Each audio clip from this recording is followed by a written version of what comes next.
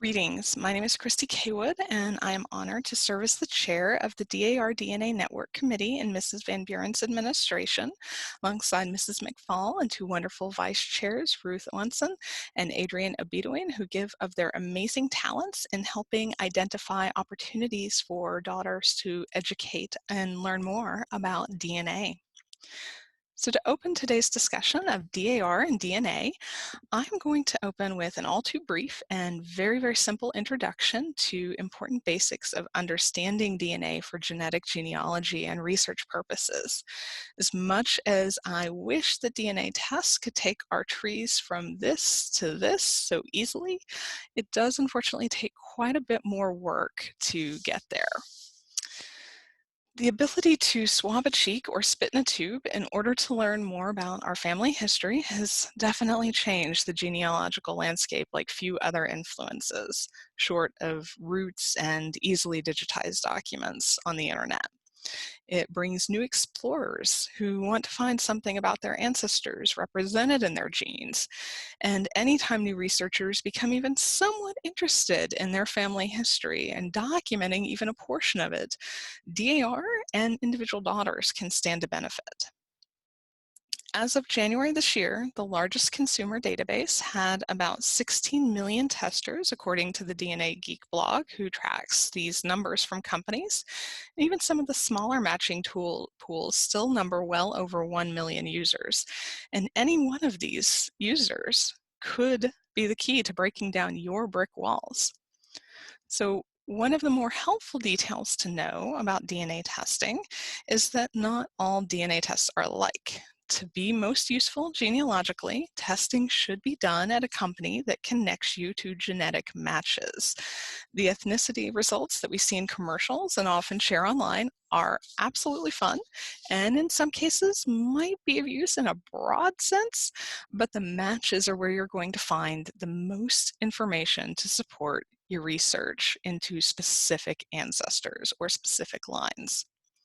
So it is important to know that there are three major types of tests that are sold today, and that most of the researchers are going to be using these for genealogy purposes, but it's important to know what they are and what they tell you. Y-DNA, mitochondrial DNA, and autosomal DNA are the three options. Understanding what each of these tests can reveal about a specific part of your family tree is key to understanding what you're ordering if you have not yet ordered, and how it may or may not be used to target research on challenging lines. So let's start with the Y-DNA test. It is ironically the one that we women cannot take ourselves, because only biological males with a Y chromosome to test can take it, and only men pass it to their sons. Because of this inheritance path, it tends to follow what is frequently the surname line in most cultures. However, it is important to note that matches may predate surname adoption, so you're reasonably likely to find a match list that's full of several different surnames if you have any family members who've taken these tests or who will take them in the future. Y-DNA only looks at this one line, the father's ancestry. It doesn't have much in the way of breadth across your family tree, but it gives matches who share common ancestor very far back in time, so it has great depth. The match lists of these tests are shown in genetic distance. It's important to know that the number of mutations is what is represented here, not the number of genetic differences or generation differences. Some men may have perfect matches at a zero genetic distance, but the common ancestor is actually 200 years back. And I've also seen others whose first cousins have a genetic distance of 3. This can sometimes make finding a common ancestor a challenge if you don't have great documentation or your matches don't have great information available. So women can't take these tests, but we can absolutely talk our male relatives into taking them. We can manage their results if they're not interested in continuing the research. We can connect with men on our lines who may have already taken these tests, and we can work with the results even though we don't have the actual chromosome to test ourselves. Another type of DNA test available is the mitochondrial DNA test. This type of DNA can be tested in both women and men, but only women will pass it on to the next generation. This is a less common test for people to take, in part because even though it only follows one inheritance path like Y-DNA, it is a line where the surname tends to change pretty much every generation in many cultures. In addition, this changes very, very slowly. So the two features combined make it far more challenging to work with any random match if you don't take the test for a specific purpose. However, if you have, say, a more distant case of multiple wives and aren't sure whether a particular daughter was born to a first wife or second wife, um, and you want to find out which one is more likely to be her biological mother, even if you can't find record of an exact date of birth, you might see if there are female lines from each of the wives to compare against. So targeted testing is really what this test is used for. However, anybody can take it. You never know when you're going to stumble across one of these challenges, or you never know when you taking it may help somebody else. So like the Y-DNA test, mitochondrial DNA matches are also reported in genetic distance. Even a perfect match may share a female ancestor many hundred years ago. Uh, the final type of test that can be purchased is called the autosomal DNA test. And most likely, if you have taken a DNA test for genealogy in recent years, this is the type of test you have taken. The matches provided with this type of DNA are not limited to one line of your family, because autosomal DNA is carried by all genders and is passed on by both parents.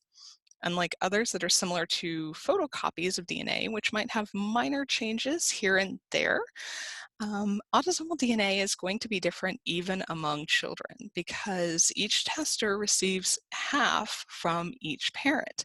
The half they receive is not going to be identical unless they are identical twins to any other sibling. So siblings will actually have different matches at the more distant levels and will likely share different amounts of DNA even with closer relatives, just because they received different DNA from the combination of their ancestors.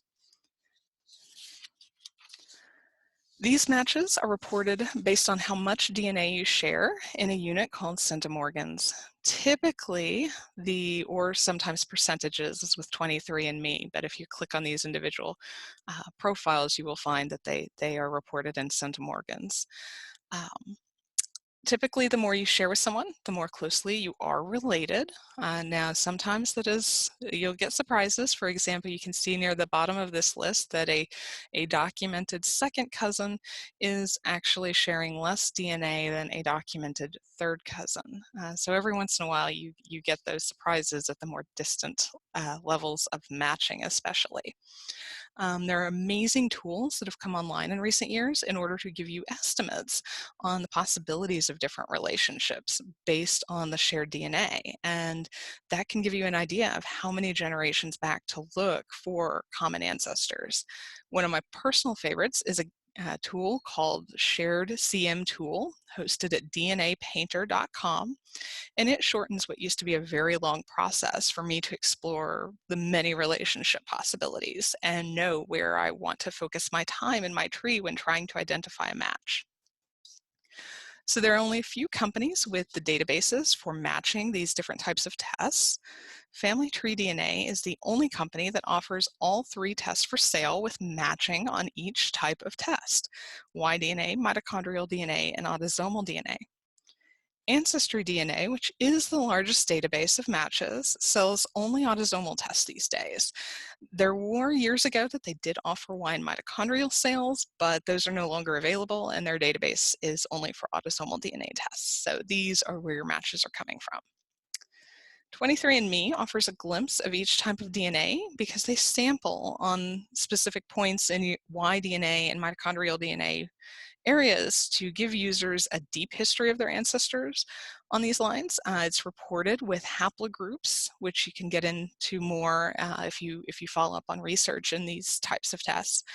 But the main genealogical value with matches is on autosomal DNA. and they do not offer any matching specifically on the Y in mitochondrial DNA. MyHeritage also sells an autosomal DNA product as well, and their database is growing quickly. So these are the biggest players in the field so far. To get the most out of your DNA tests, you might want to consider testing at each of these companies. Or what's helpful to know is that if you have tested at a couple of these companies, you can actually download your raw DNA data from every single one of these. And two of the companies allow you to upload it. Family Tree DNA and MyHeritage DNA both allow an autosomal DNA upload that you can connect with their matches and use their research tools for a small fee to unlock the results. It's much cheaper than taking another test. It's much faster than taking another test. So that's always a good thing to keep in mind. Ancestry and 23andMe, you have to test with those companies. Now, why would you be in multiple databases? Because that cousin who knows where the family Bible ended up, because, yeah, they heard their aunt has some prized family Bible on that line. Well, they may have tested at only one company. In fact, likely they have only tested at one company if they're not really into genealogy. The person who has the only photo of your great-grandmother as a young girl, well, maybe only tested at one company. So the more databases you're in, the more you can make use of your matches. So the most important lesson of using DNA and genealogy, in my opinion, is to approach it like another record. In this case, the record is highly personal. It is highly custom, and nobody else on the planet has a record just like it. However, it is still just a record that needs other records to support any arguments of genealogical relationships with it. So, in fact, I'm going to start off with telling you that the most useful DNA tool is something you already generated with records in most cases, and that is your own family tree. In this case, it's not just knowing your ancestors backwards, it's also knowing them sideways and forward. It will make it much, much easier to identify your DNA matches, see who may or may not be on a relevant line to you that you're particularly interested in researching, if you can identify a common ancestor with your closer matches. And doing so requires building your tree not only of your direct ancestors, but their siblings and their descendants as much as possible. So, but I also want to say that knowledge of your own family tree is not the only useful tool. The willingness to post and share your family tree with DNA matches can make a world of difference in your experience in connecting with those matches. Because if you happen to match another serious researcher, that person is more likely to be able to spot a possible relationship source if you have your tree posted at any company where you have tested. Make it easier on them, and hopefully you will be paid back by your matches making it easier on you as well. So one way that DNA can be used as a record to support record searches is that maybe you have a family with a very common surname, and this family moved around quite a bit, and you really aren't sure where to look in the previous state that they cite on a census. So for example, let's say you have an ancestor in Ohio, and the only thing you know is that they report having been born in Maryland. Well, where would you begin to look? Well, if they've got a common surname, you might be really hard pressed to figure it out. There might be many, many candidate families. If it's a common first name as well, that might be a real challenge. But maybe you can look out and find clusters of DNA matches with the same surname from Maryland. Maybe start there to see, do they come from a common area? Do they all appear to be related to one another? If they do, then that's the counties where their ancestors lived are probably a pretty good place to start to see if there's a candidate in the records who fits, who disappears before your ancestor shows up in Ohio. So I can't even begin to get into all of the amazing tools that have really only come online in the last 2, 3, 4 years, and that have really taken shape and improved the process of analyzing DNA matches and possible relationships. These are akin to finding aids for a special research collection. They will guide people to the most relevant sources to research, the ways to focus in on research that's key and relevant. Uh, One of the third-party tools that's my favorite is one pictured here called AutoClusters.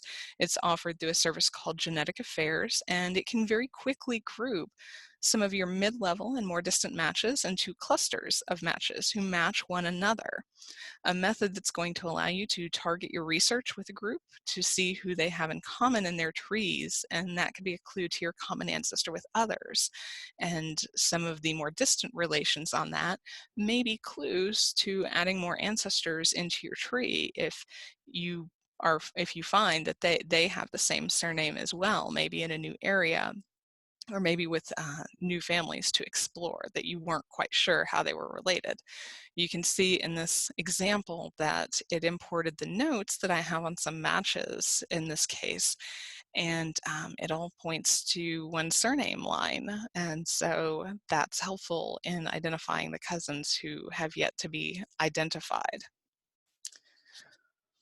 Now, one of the more popular tools that's come online in the last couple of years is Ancestry.com's Throughlines. This proposes theories of possible relationships with your matches that are based on family trees from you, your match, and others on their service. MyHeritage launched a similar tool called the Theory of Relativity, and these tools are fantastic and wonderful at directing matches you might want to look at for specific families. However, they do have some pitfalls that I'll get into and touch on in a little bit. Because these tools, while they're fantastic and helpful, they are not absolute proof of a relationship. That is going to take other records. These are just clues from your genetic record, so to speak. Predictions of relationships and suggestions and the speed at which your matches can be analyzed are improving all of the time with through lines and theory of relativity. These suggestions, like I said, are based on other family trees. So if you suffer from those issues where many people researching some of your ancestors have attached unproven or relationships that you've already proven as incorrect, those are probably going to pop up in these recommendations. And so I don't want you to think that they are absolutely DNA proven with these tools.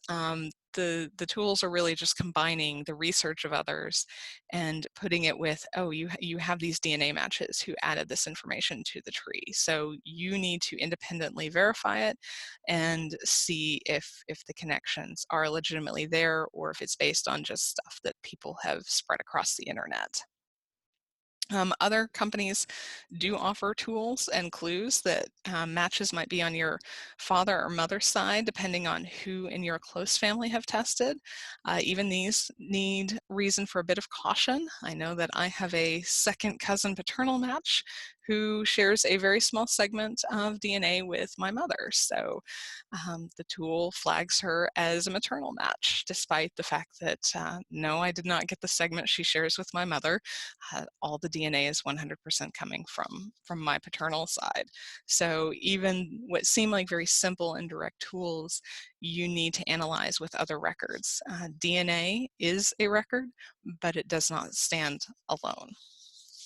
So now none of these analysis tools replace a reasonably exhaustive search. Rather, they help round out a reasonably exhaustive search. They might give you theories to explore, even if they end up debunked. These types of searches don't limit themselves to your own family tree. You also need to use a reasonably exhaustive search with your matches and their family tree. One of the biggest concerns when trying to use autosomal DNA with more distant matches is that you might be related in more than one way.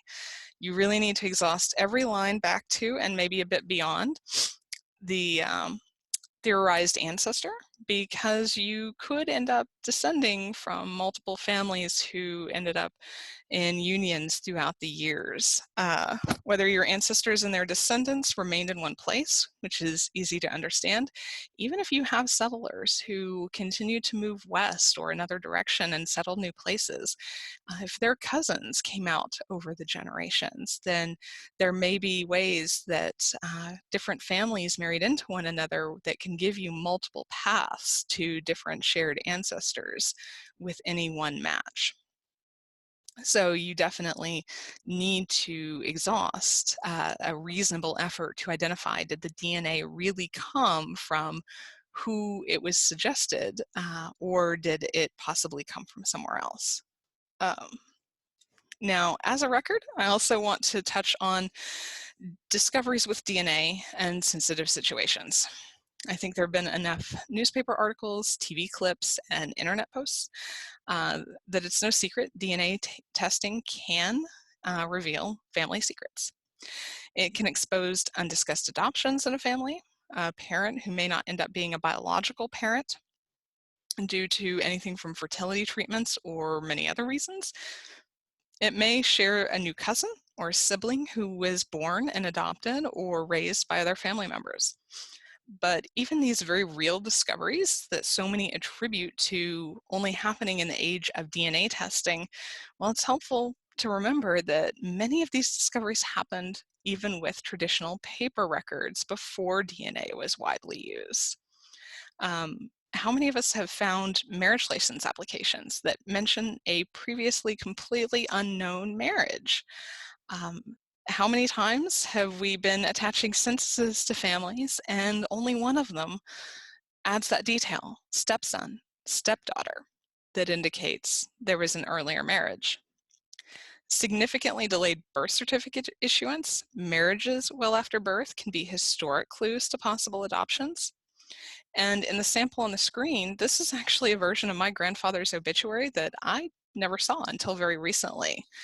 And there, I found a sister who is not in any document with his parents or family because she was actually, it turns out, adopted as a toddler. And you never know where you're going to stumble on these kinds of finds. She was able to reconnect with the family later on. Unfortunately, that was not really passed on or shared. So this was the first piece of evidence that I had. When looking at the name, the next time it came up was actually in her high school yearbook. So she is not tested. None of her descendants have tested. These kinds of family secrets can actually be found in records, and they have been for years. Most states are opening up more original birth certificates in the case of adoptees, and that can document previously unknown relationships. Divorce records that you can actually order from most states and most courthouses can give quite detailed explanations and accusations of other families and other relationships.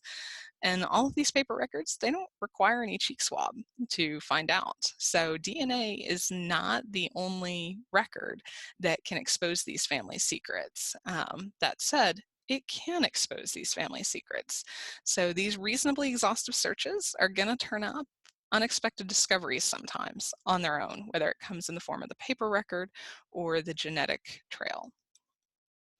So as I said before, or as I would say, anyone who does a DNA test should be warned about the possibility of these unexpected discoveries. It's all right if they don't want to know. It's just fine if they don't, if they also want all the juicy discoveries too.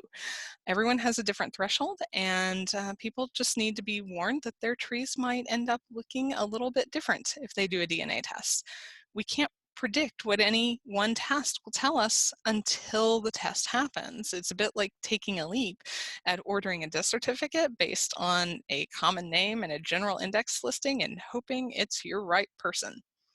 So just make sure that anyone new you ask to test understands that there may be some level of risk involved in doing any kind of family research on their side, whether it's DNA or beyond. So now that I've given this overview of DNA for genealogy, let's get to the meat of the topic you want to hear about, which is DAR and DNA. The first thing to know is about the DAR DNA Network, which is a project hosted at Family Tree DNA. Initially launched as a comparison tool for Y-DNA kits used in early DNA-based application, it has expanded to allow any DAR member and her close family to join with Y mitochondrial or autosomal DNA results.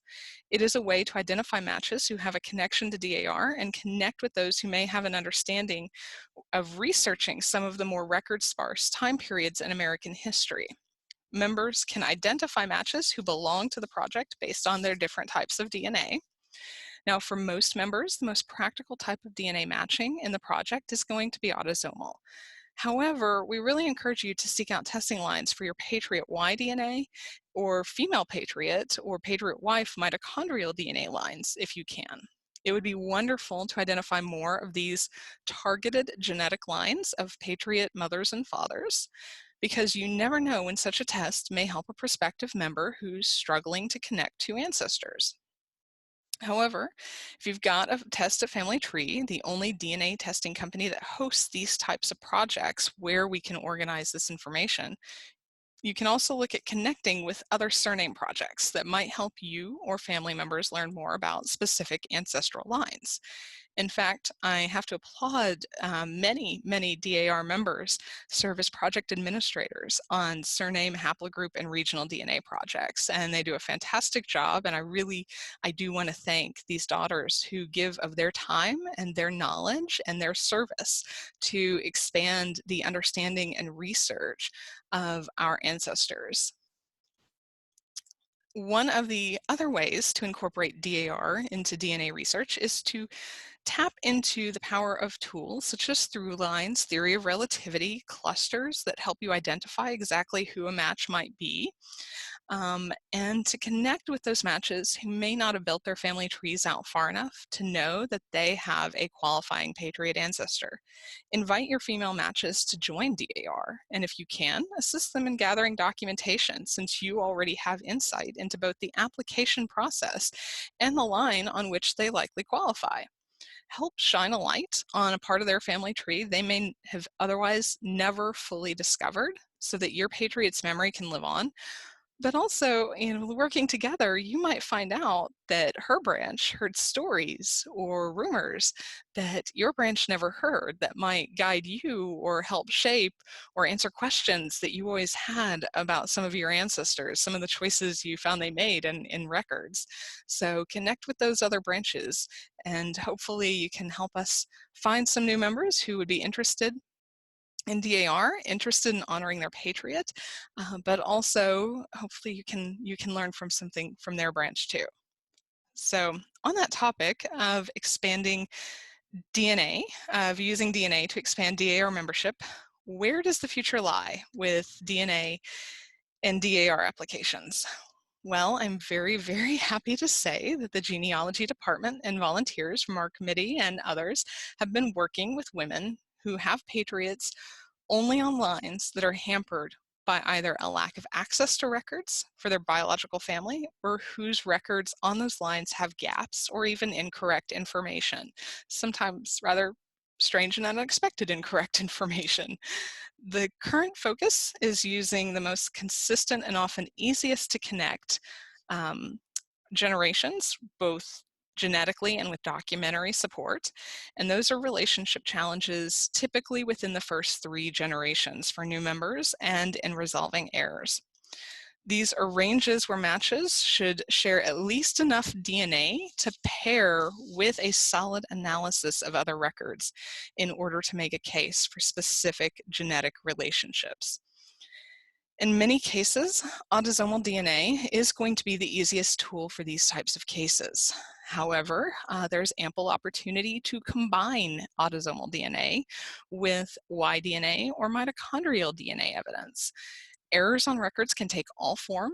So say proving 2 men share a mother might be proven with an autosomal DNA test and a mitochondrial DNA test, or a lack of a Y DNA match.